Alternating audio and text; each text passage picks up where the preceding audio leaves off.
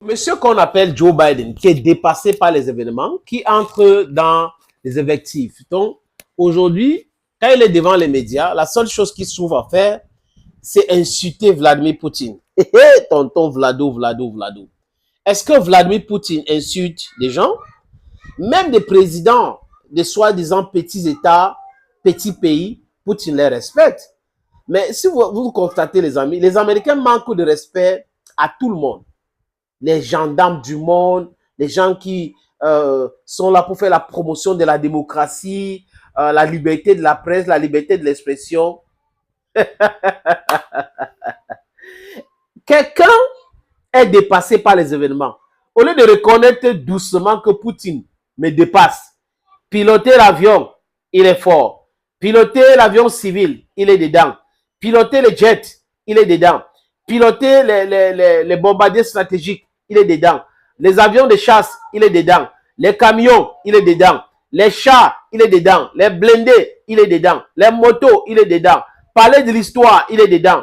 Parler de stratégie, il est dedans. Le bon sens, il est dedans. Essayer de travailler avec le peuple africain pour les libérer de l'esclavage imposé, même après les indépendances politiques, il est dedans. Vous pensez qu'il va passer son temps à insulter? Il est sûr de lui. Il sait ce qu'il fait et ce qu'il doit faire. Je répète, Poutine sait ce qu'il fait et ce qu'il doit faire. Donc, il n'est pas là pour insulter les gens.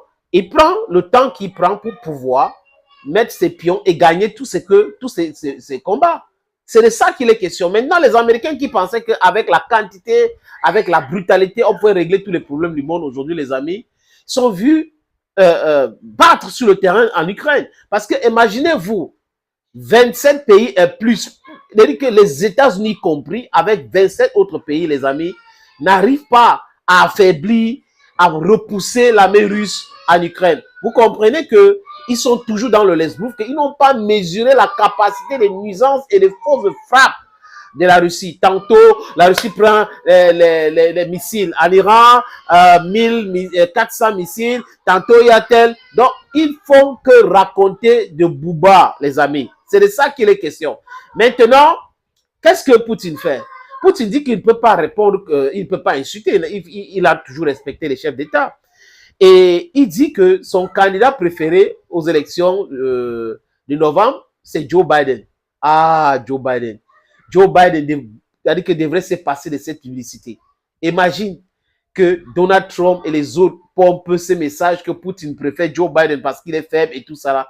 C'est que ça va donner. Il a répété que peu importe le président américain, il est prêt à travailler avec quiconque. Mais il préfère Joe Biden parce que Joe Biden, ses erreurs font en sorte que le monde entier découvre les faiblesses des États-Unis d'Amérique. Les amis, je vous suggère d'écouter ce que Vladimir Poutine a dit au sujet des injures de Joe Biden à sa personne.